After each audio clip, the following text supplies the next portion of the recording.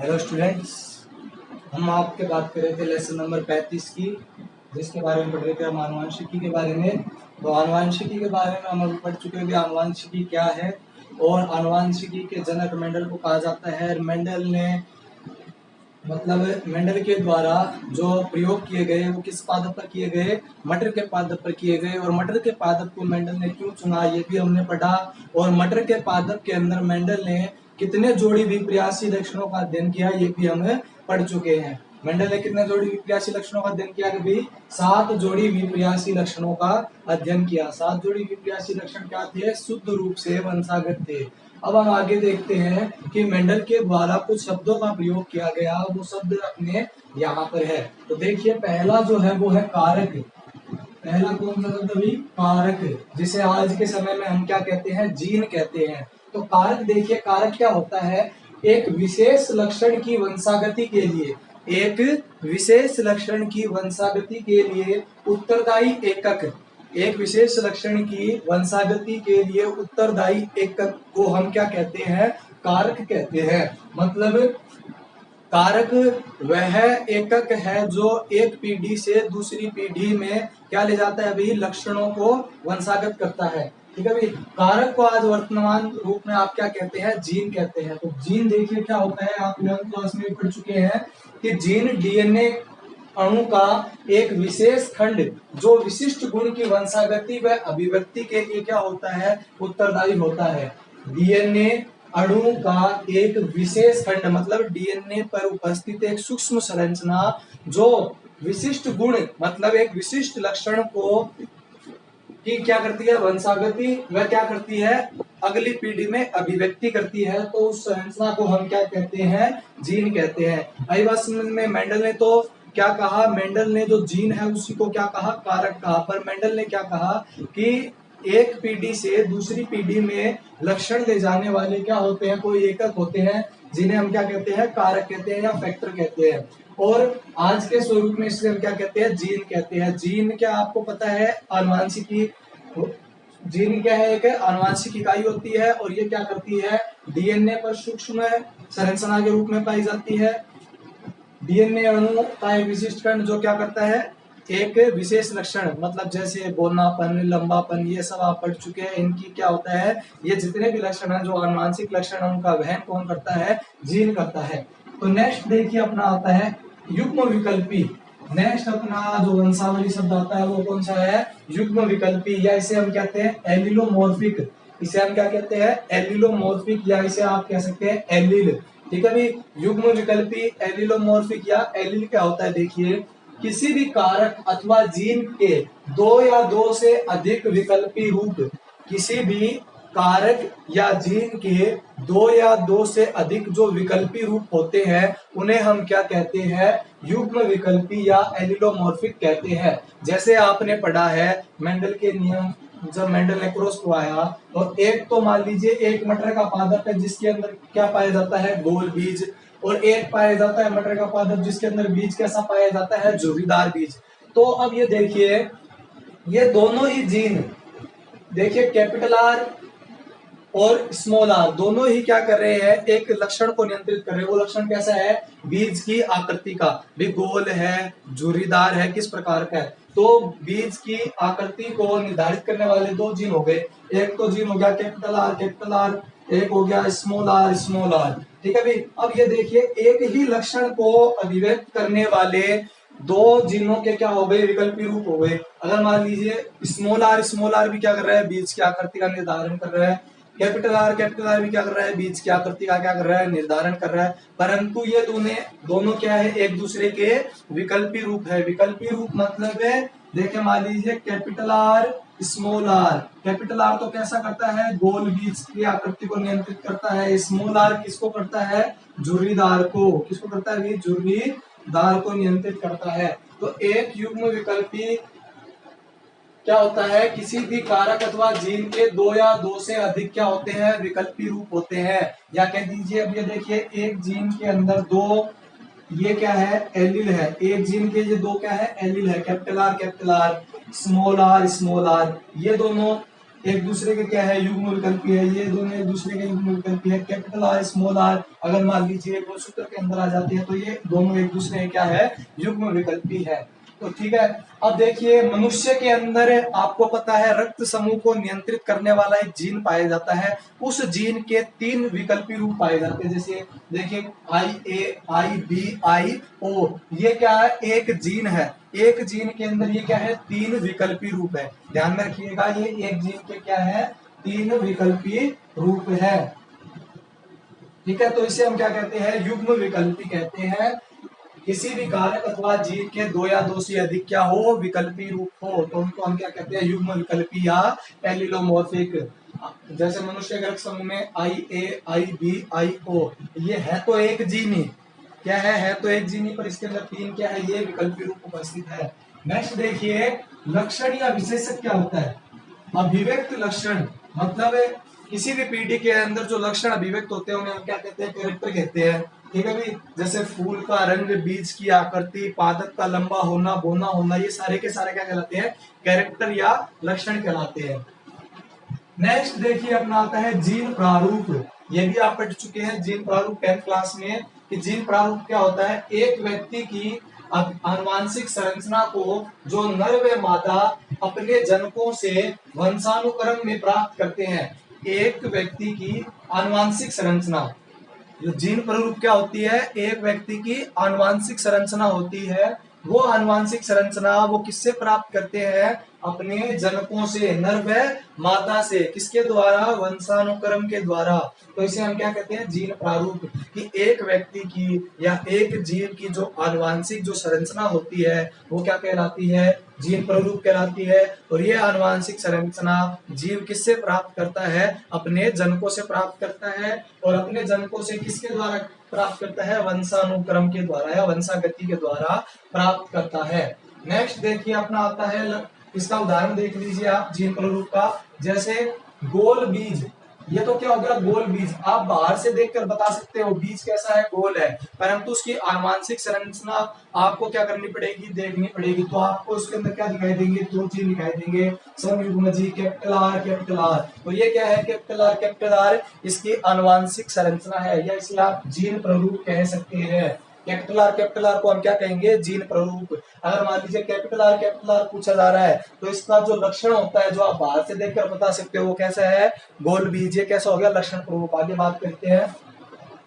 Next आता है अपना लक्षण प्रारूप। लक्षण प्रारूप को हम देखिए क्या कहते हैं, किसी जीव के एक या एक से अधिक गुणों की बाह्य अभिव्यक्ति को हम क्या कहते हैं, लक्षण प्रारूप।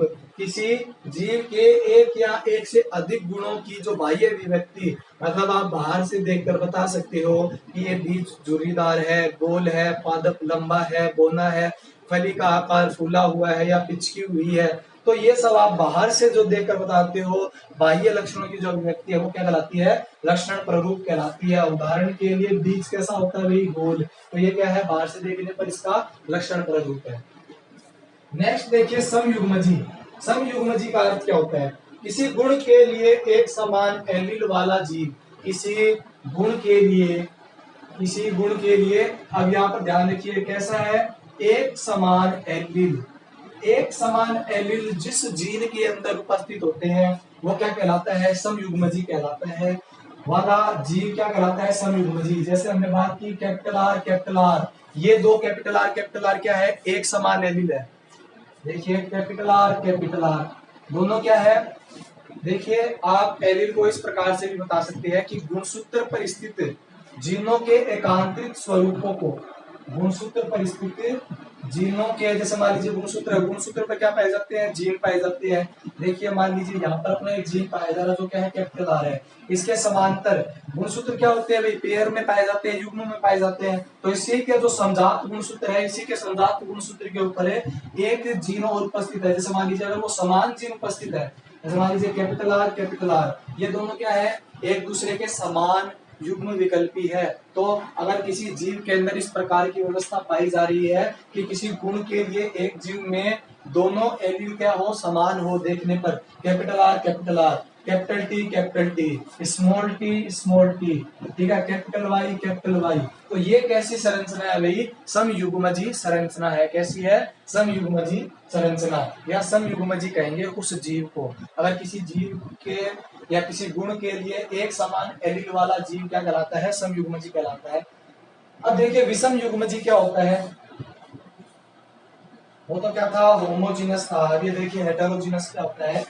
समयुग्मजी किसी गुण के लिए एक जीव के दोनों एलील क्या हो? असमान हो। किसी गुण के लिए दोनों एलील क्या हो? एक जीन के अंदर असमान हो। जैसा मान लीजिए कोई गुण, हम वही बात करते हैं बीज की, तो कैपिटल आर था, नियंत्रण किसका करा था? बीज की आकृति का। कैसा होगा? गोल होगा।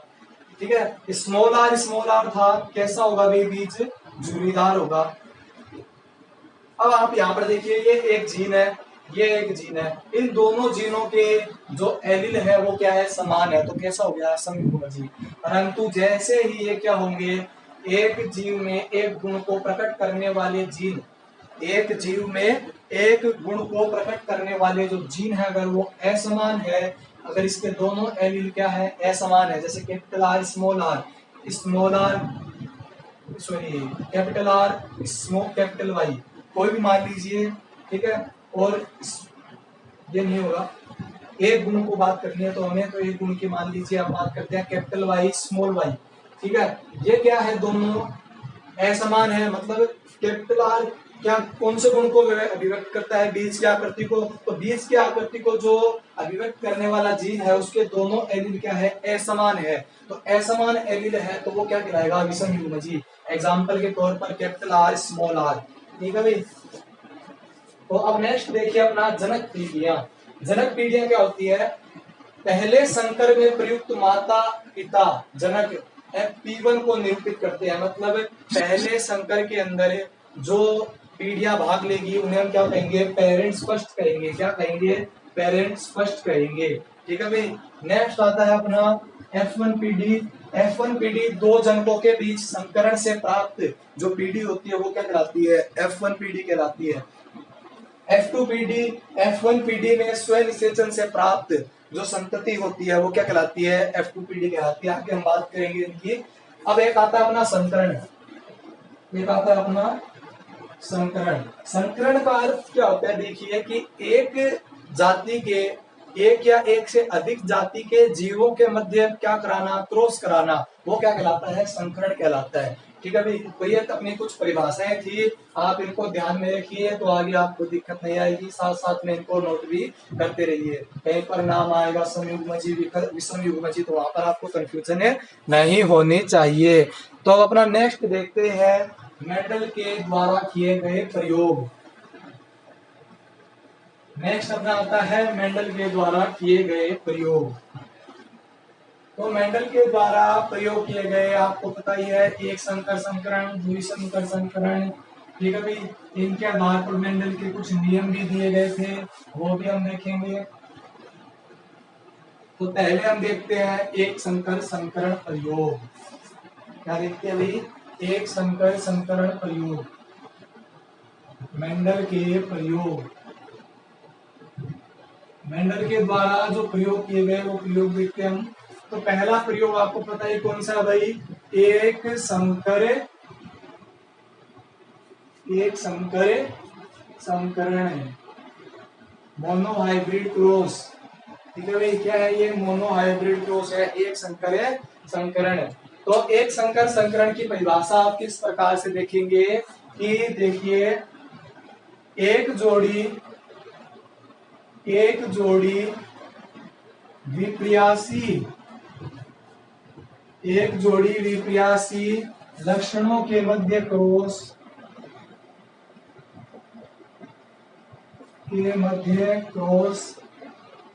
एक संकर संकरण कहलाता है। एक संकर संकरण कहलाता है। क्या भाई? एक जोड़ी विप्रियासी लक्षणों के मध्य क्या करना? क्रॉस करवाना, या एक जोड़ी विप्रियासी लक्षणों के मध्य, एक जोड़ी विप्रियासी लक्षणों के मध्य एक जोड़ी विपर्यासी लक्षणों की वंशागति का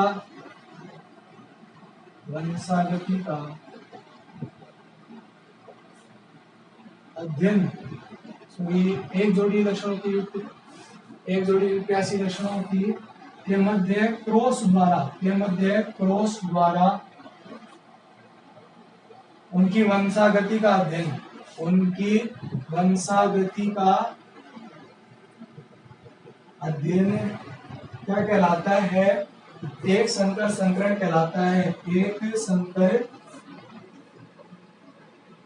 संकरण कहलाता है।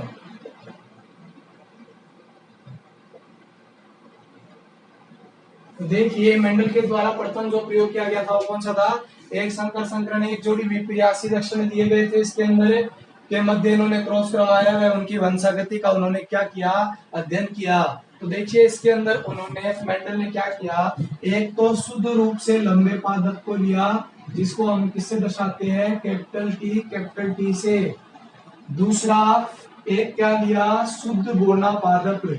ये तो क्या है भाई? शुद्ध लंबा। साथ साथ में नोट करते रहिए, शुद्ध लंबा। और दूसरा कौन सा अभी? शुद्ध बोना पादप है। शुद्ध क्या है? बोना पादप। इन्होंने दो पादपों के मध्य क्या करवाया? क्रॉस करवाया। जो क्या था? वंशागत। एक तो क्या था? शुद्ध लंबे, वह क्या थे? शुद्ध बोने पादप के मध्य इन्होंने क्रॉस करवाया। तो ये जो शुद्ध लंबा में शुद्ध हो बोने हो गए, ये तो क्या हो गए? अपने पेरेंट्स फर्स्ट। एक बात ध्यान रखिए, कभी भी क्रॉस करे तो पेरेंट्स को आपको दिखाना होगा जरूर। तो यहाँ पर क्या लिखेंगे? P1।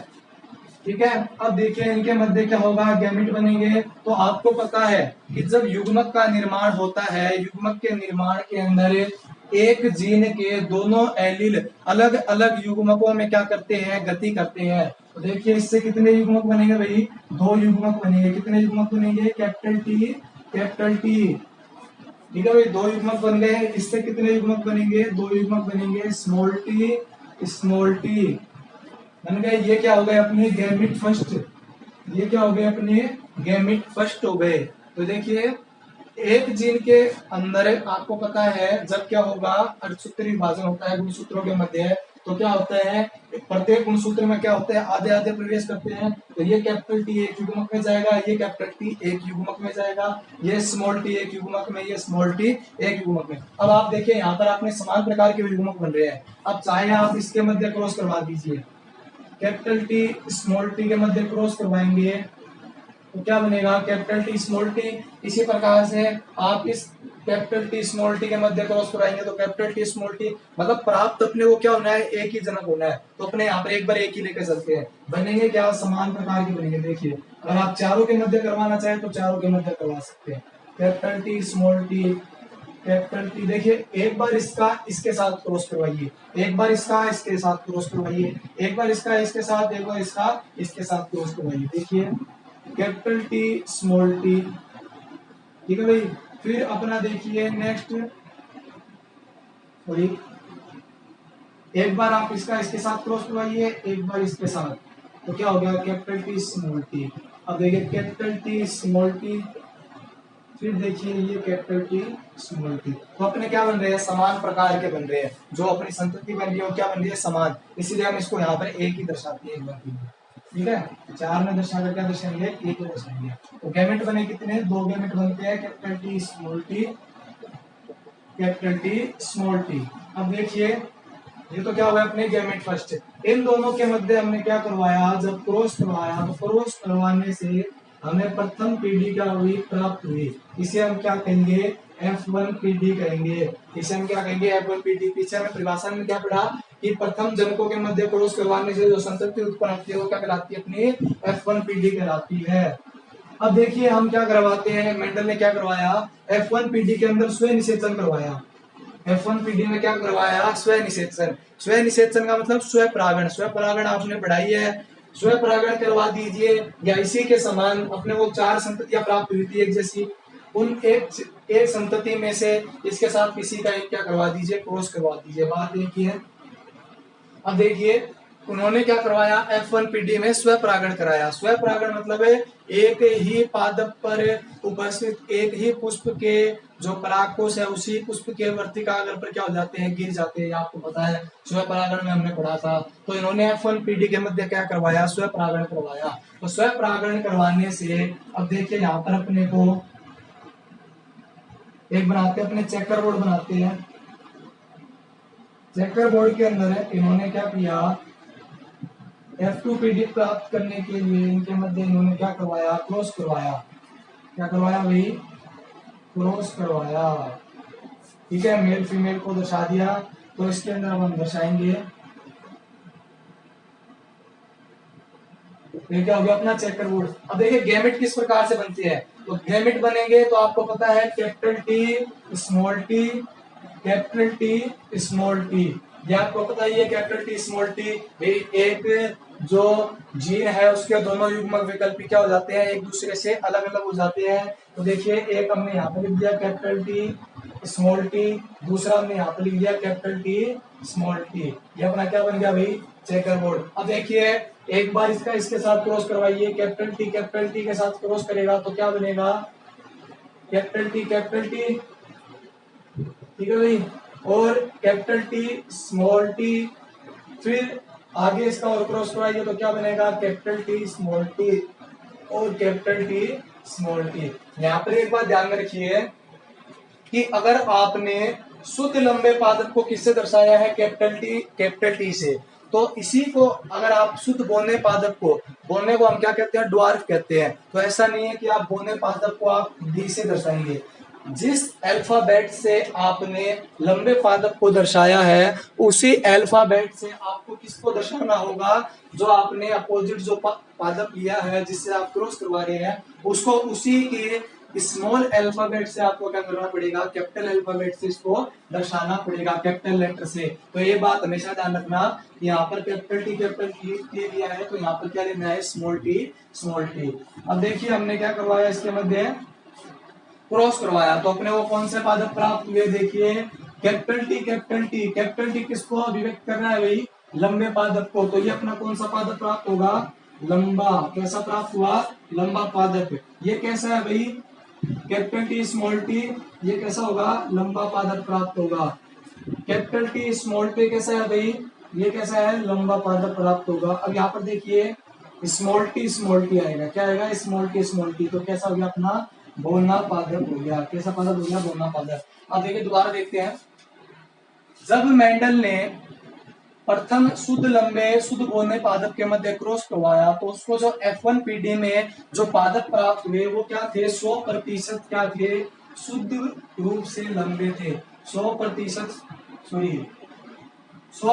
लंबे थे, परंतु शुद्ध थे अशुद्ध थे पता नहीं है इसको। 100% क्या थे, लंबे पादप प्राप्त हुए।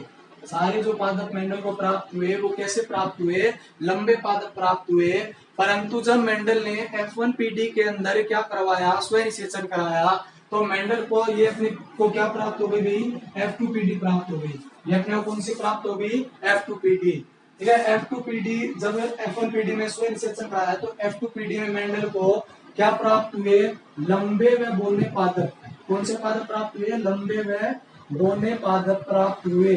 तो मेंडल ने क्या कहा, आगे इससे एक नियम भी आएगा, प्रभाविता का नियम, मेंडल के स्वतंत्र अपीवन का नियम, वो आगे हम पढ़ेंगे। तो ये क्या है, अपने युग्मकों की शुद्धता का नियम आगे हम पढ़ेंगे, प्रथम नियम पर आधारित जो नियम है। तो मेंडल ने क्या देखा कि प्रथम पीढ़ी के अंदर जो पादप थे जो क्या थे, लंबे थे, उनके मध्य क्रॉस करवाने से जो F2PD थी उसमें अपने को क्या हुए, लंबे पादप भी प्राप्त हुए और जो क्या हुआ, बोना पादप भी प्राप्त हुआ। अब मेंडल ने क्या किया, ये जो अपने को बोना पादप प्राप्त हुआ है स्मॉल टी, इस बोने पादप के अंदर इन्होंने क्या करवाया, स्वनिषेचन करवाया।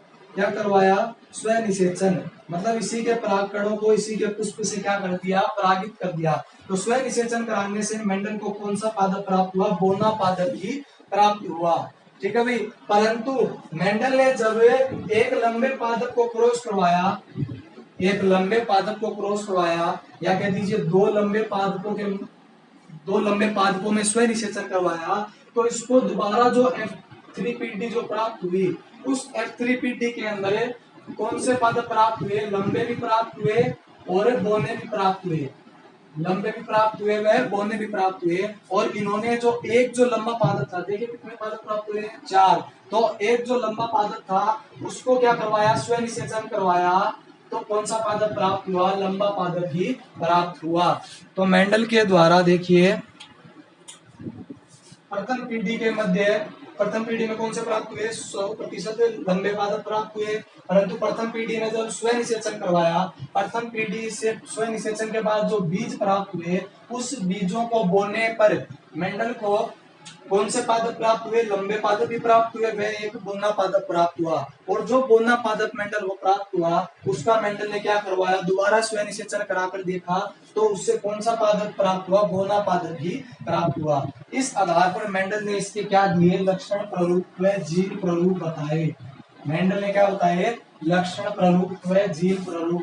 तो लक्षण प्ररूप F1PD का क्या होगा भाई? लक्षण प्ररूप क्या होगा F2PD का? देखिए लक्षण प्ररूप हमने बात की है बाहर से देखने पर। तो बाहर से देखने पर आपको देखिए 3 पादप तो क्या दिखाई देंगे? लंबे दिखाई देंगे। 3 पादप बाहर से देखने पर कैसे दिखाई देंगे? लंबे। तो 3 क्या हो गए? लंबे पादप। 3 क्या हो गए? लंबे पादप। अनुपात आपको एक पादप क्या दिखाई देगा? बोना दिखाई देगा। बाहर से देखने पर कैसा दिखाई देगा? बोना दिखाई देगा। तो इसके क्या हो गए? लक्षण प्ररूप क्या हो गया भाई? 3:1, मतलब 3:1। दूसरा देखिए इसका जीन प्ररूप। जीन प्ररूप, अब इसकी जो आनुवांशिक संरचना है वो कैसी है? मेंडल ने क्या देखा? एक बोने पादप को स्वनिषेचन कराकर देखा तो बोना पादप भी प्राप्त हुआ। इसका मतलब इसके अंदर कौन से युग्म विकल्प विद्यमान है? Small T. 2 पादप कैसे हैं?